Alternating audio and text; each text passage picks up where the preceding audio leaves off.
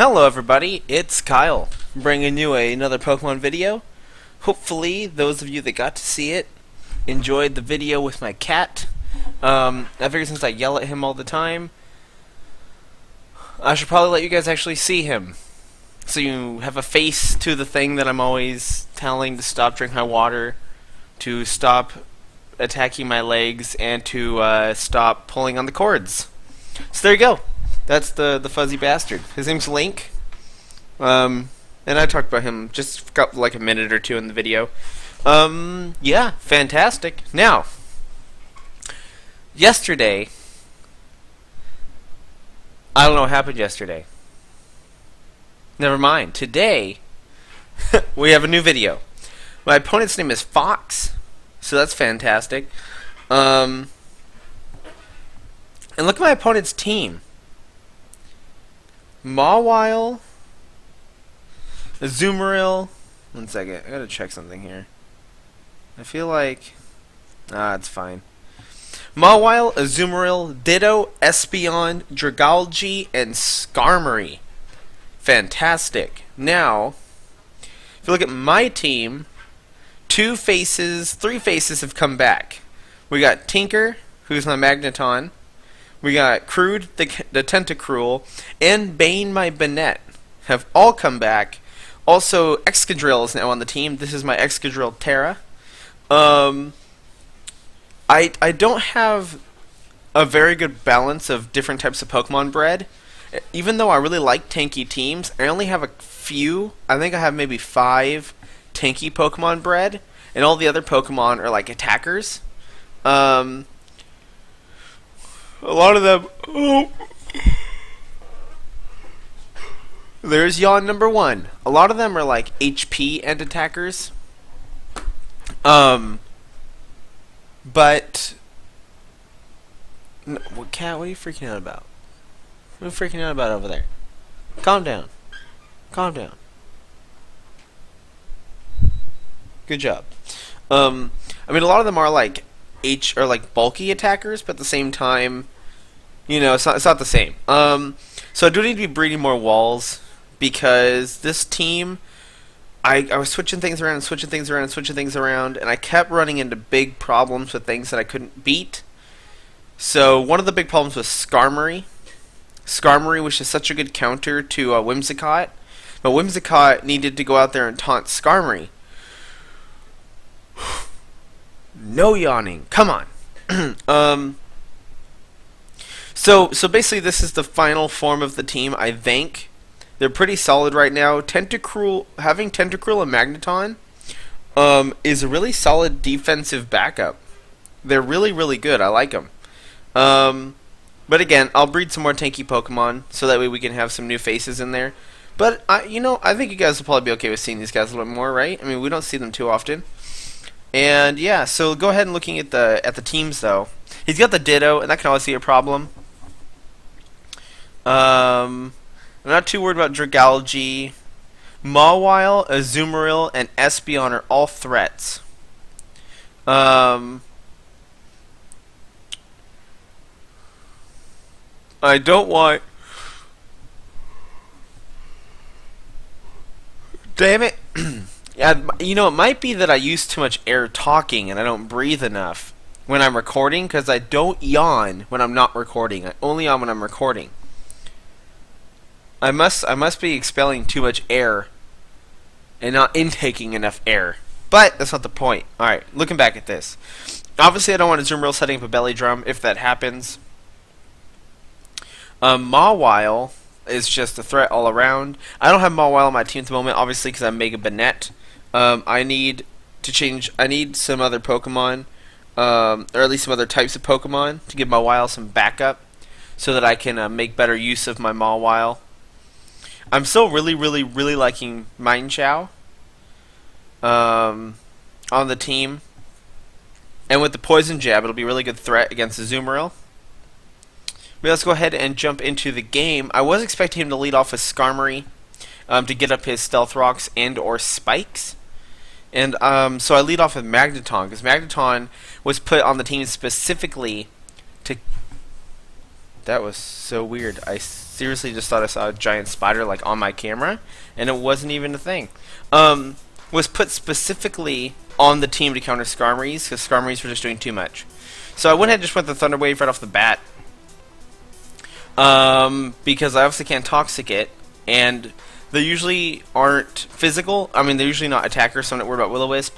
Now, he did get Parahex first turn, so that's fantastic for me. That means he's not going to be getting up any of those hazards. I went for a Flash Cannon just thinking he might switch out, but he didn't.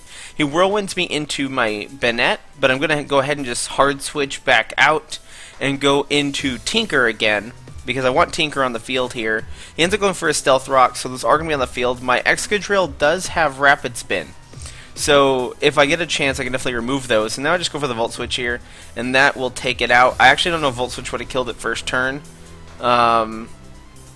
without the Flash Cannon damage or not. So maybe that Thunder Wave didn't matter, but oh well. I actually switched into Link here because at least I can fake out whatever comes in. Ditto does come in, and Ditto doesn't get that Imposter. Now this is actually fantastic, so I know I'm faster, and they're choiced. Usually they're Choice Scarf. So I figured he was going to go for a Fake Out or Drain Punch. So I went ahead and just switched into Bennett because none of those affect me. I figured Drain Punch was the best bet, because it would be stab and he get HP back. It doesn't affect me, so he has to withdraw because, again, he's most likely Choice Scarfed. And then Blood Moon, which is his Dragalga. And I went ahead and Mega Evolved here. And I don't remember what I go for. I think I go for the Will-O-Wisp. I could be wrong. I went for Will-O-Wisp because I don't know if these are physical or not. It's actually my first time going against one. But I just wanted to get some residual damage off on it at least. And also, just in case he switched into something like a Azumarill or into Mawile, I wanted those to get Will-O-Wisp as well. I went ahead and went into Crude because I figured this thing probably can't touch me. It does turn out he has a Dragon Tail though, so he's going to switch me out and send me into... What is on my screen? Oh, sorry guys. Send me into Whimsicott, which is actually fine with me. Now, but I do make a mistake, and that is seeing the Dragon Tail, I just assume that he's physical. And so I'm actually going to go for Cotton Guard here, and we're going to see that that's actually not at all the case. So I go for Cotton Guard, and he is going to go for a non-physical move, which is called Venoshock. So I'm guessing he's probably also running the Toxic. Either that or he has Toxic Spikes on his team or something like that, although I don't know if Dragalge gets Toxic Spikes. So that's Whimsicott down. So I just lost my support, basically, my biggest support Pokemon. But at this range, with the power of Excadrill, I figured an Earthquake should be able to kill this thing. And he didn't really have anything he wanted to switch into an Earthquake, so I was fine with that. And if he, this might give me a chance to go for Rapid Spin, but I'm Choice, so now that I'm locked into Earthquake, I won't be able to. Earthquake is going to take out Blood Moon, though, so that is not a problem anymore. So at least we traded 1 for 1. Excadrill got that revenge kill. Now Ditto comes in, and this was a mistake. Now, he probably figured since he was Choice Scarfed, he could outspeed me, but I am faster than him. And so I can just go for Earthquake and kill Ditto. So Ditto's also down. So that actually worked out perfectly for me. I'm guessing he maybe thought, maybe he wasn't paying attention and just figured I was Air Balloon. Maybe he didn't see the text. But I'm not Air Balloon. I'm actually Choice Scarf. So I switch out here and go back into Tinker, because even though he's a physical wall, he can pretty much tank Espeon's pretty well. She has to go in for the Reflect, and that's not too worrisome to me, because I have a special attacker on the field right now, so that's fine. She goes for the Yawn. And I go for the Toxic here, actually expecting them to switch out, or to go for Light Screen, or sorry, to switch out. But the Magic Bounce obviously applies, but I can't be affected by it, so no worries. Azumarill comes in, and I'm not worried about this Pokemon at all. I don't know... Oh, the Superpower. He probably has Superpower. That's why he switched it in. Now, he gets his Berry. So at least I already broke the Citrus, so that's perfect. So if he wants to go for a Belly Drum, he'll be at very, very low HP. I go into Bane here because I want to try to get a Will-O-Wisp off, and since I'm Mega Evolved, now I'll have the Prankster. He does withdraw, though, so sadly I won't be able to get a Willow off on the Azumarill, and he goes back into Espeon, so that will Magic Bounce it, which is going to suck. But I avoid the Will-O-Wisp. So that was amazing. I was extremely happy with that. I set up a substitute just to see what he would go for. It was a Dazzling Gleam. I'm pretty sure that will break my sub, so that does suck. But it's okay. I kind of just thought he might switch out expecting a Sucker Punch. So I just went for Sucker Punch this turn, and it's going to take the Espeon down to its Sash. So all I have to do is go for a Shadow Sneak if this doesn't kill me, and I will be good to go. Dazzling Gleam is going to go off, and I'm actually surprised. I took that very well. I guess because it's not stab and it's neutral, but I didn't think I would take it as well as I would. I'm guessing he's more of an HP special defense wall then, instead of a special attacker. Now I'm for Shadow Sneak, figuring that, you know, he might just stay in to let Espeon take the damage. But it hit Azumarill, so that was just unnecessary damage. And he goes into Espeon. I'm guessing, thinking I'll go for Will-O-Wisp again, but at that point I had no reason to. I just went for Shadow Sneak, and it kills Espeon. So it's Espeon off the field. And that's good, because Espeon was one of the things that I was originally afraid of, and now I'm not anymore. He brings Azumarill back out, and now I go for the Will-O-Wisp because he can't switch into Espeon anymore. The only other Pokemon he has is Mawile, and I'm fine with either one of them getting burned, so I really don't care at this point. Now, after the Willow, I will actually live this Aqua Jet. And then after the burn damage, I can kill with a Shadow Sneak. So that works out perfectly for me. So Shadow Sneak is going to finish off Azumarill, and that means all he has left is Mawile in the back. So yeah, pretty much just wreck and shop right now. In comes Mawile. I do get my attack dropped, but at this point I'm already such low HP. I just want to get one more Willow off before I die, and that's what I'm going to do right now.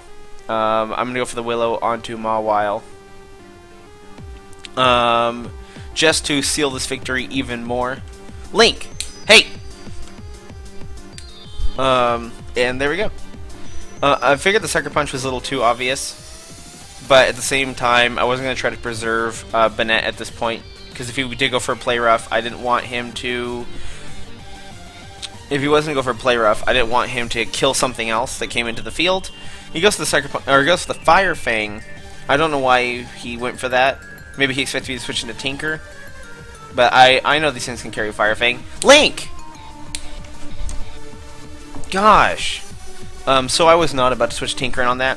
I went for Tentacruel because I'm just trying to get more burn damage off on this now. Just to whittle it down, because it is behind a sub. I went for the Hex.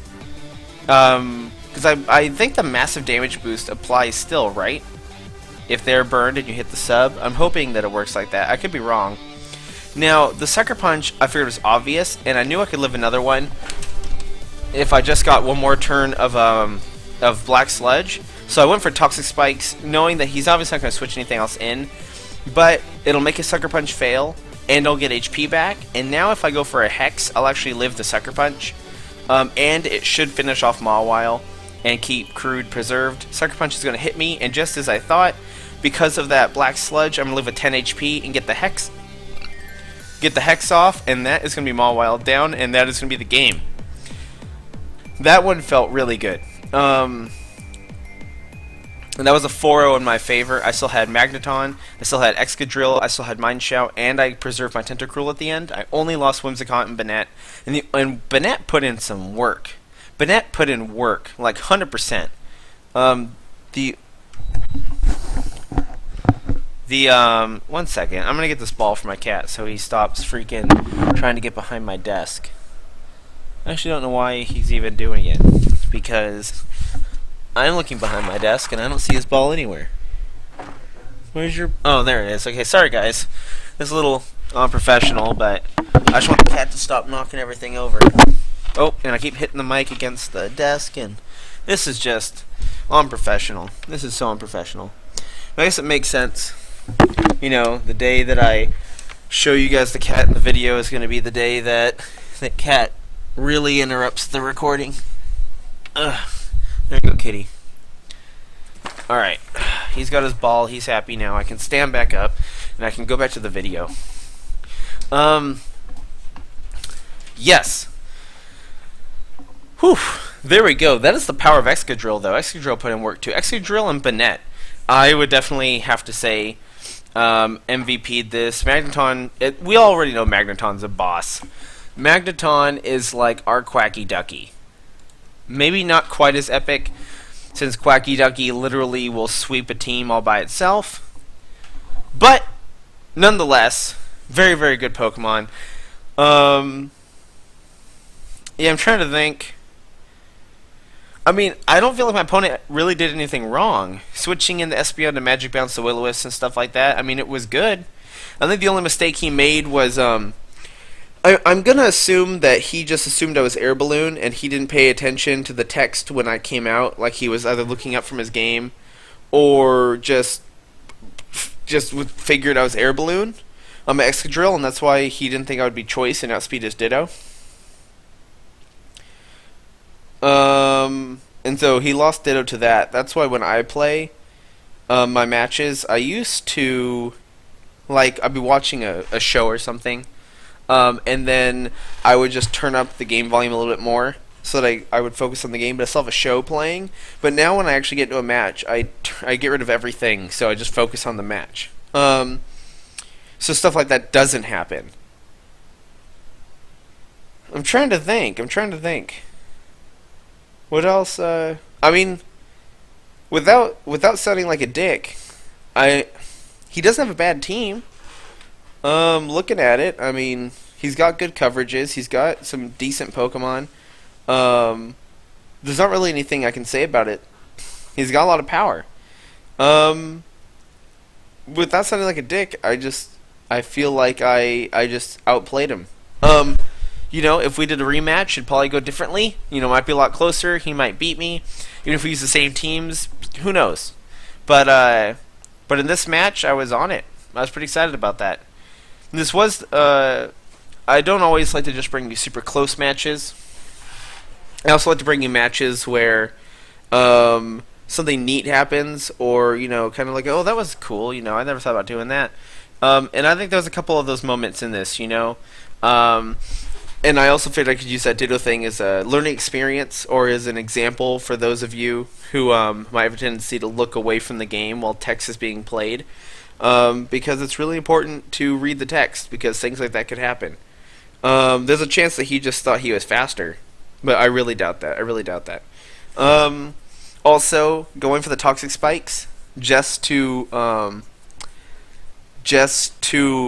purposely cause a Sucker Punch to fail, so I could get Black Sludge Recovery and then live a Sucker Punch, and then go for Hex to finish off Mawile without losing any other Pokemon, and stuff like that. Switching in Banette to absorb the Fake Out or Drain Punch from the Ditto that had turned into Mine Show. There was a lot of cool switches. I actually feel really comfortable with this team. I really, really, really like this team right now. I was at first really scared about not having something that's immune to Earthquake, and having both my walls be weak against Earthquake. But at the same time, Whimsicott is a great switch in for Earthquake. So I just have to make sure that I preserve Whimsicott for that purpose with this team. And that's really the only thing. I do have the Rapid Spin on Excadrill, but since he's choiced, I don't always get the I don't always have the opportunity to, or since she's choiced, I'm sorry, my Excadrill is female. Since she's choiced, I don't always get the chance to go for the Rapid Spin. So, I don't know if I should switch that out for more coverage, or if I should keep it like that. But yeah, there we go. I won't make this video any longer. I feel like my camera's actually a little zoomed out more than normal, so sorry if it's a little, if the actual battle itself is a little smaller than it usually is. That was just a mistake on my part. There you go. Pretty solid match. Like I said, I don't always like to upload super close games because I always want to keep you guys guessing. And I feel like this one had a lot of learning experiences in it. Like I said, we're all probably on the same level. If not, you're probably more skilled than I am, because I think I only have maybe 100 Link battles under my belt. I think I'm like nearing 100. And compared to some people I fought, that's not that much. There's people on here that have like near 1,000. I'm not even joking. I guess in 6 months it's actually not, you know, not that impossible. I have like I think I have 475 hours of gameplay right now.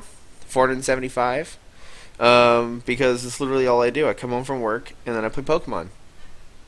and then on my days off I play Pokemon because it's amazing. We're 4 subscribers away. I'm so amped. We're 4 subscribers away from the why Pokemon means so much to me video, and I don't want to cave in and do it early just because I'm excited to make it. So here's hoping that we can do it soon. Oh, I think we have a subscriber here that I don't recognize. It is my own side 100. So if I haven't thanked you already for subscribing, then thank you very much. I appreciate the support. Definitely, feel free to leave a comment, give me feedback, let me know if there's something you personally like to see. If it's negative or positive, I'm not going to hate on you for leaving me a negative comment because it's your opinion. And though people say that that's people act like you can't have opinions on the internet, I see absolutely no reason why you cannot. So feel free. Feel free to leave it. It'll help me improve the channel, especially right now while I am so small. While the channel is so small, it's going to take a long time to get big. But, the feedback is really, really important at these young stages to help fuel the future. As I said, I do plan on doing more live commentaries coming up. And to think of some other kind of series I can mix in here besides just to meet my Pokemon and the 66 live/replays. The main problem right now is since I don't gen, I have a small Pokemon pool. So I can't really be like, oh hey, let's do a theme day and stuff like that. You know what I'm saying? Or let's do a mono element, because it took me. You guys remember it took me like 2 weeks to get one mono element team. I do have a mono steel team. Escadrille is part of that. So is Magneton. I guess I just gave that away for my opponent, but it's fine. It's fine. But in the things will change. Things will change. I might take a stab at inverted battles just for fun as kind of a comedy thing, but I don't know. I'll probably do that. Maybe tomorrow. Maybe tomorrow I'll record it inverted battles, like a live one, just for lols, because I know I'm really bad at it. And yeah, there we go. Alright guys, thank you so much. If you have any suggestions for the team, Pokemon you want to see me use, or builds you would like me to use on these Pokemon, feel free to leave it in the comments.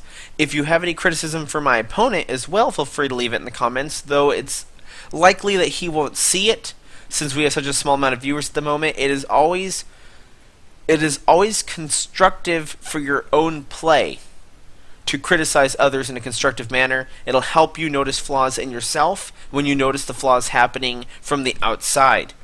And there you go. I always love talking to you. Leave a comment if you want. Remember, I do take submissions for viewer battles against me / replays that you want me to commentate, which I will commentate live, and if they end up being good, I will upload them. We haven't had one of those for a while. And fantastic. I look forward to hearing more from you guys, and I'll see you guys tomorrow on the next video.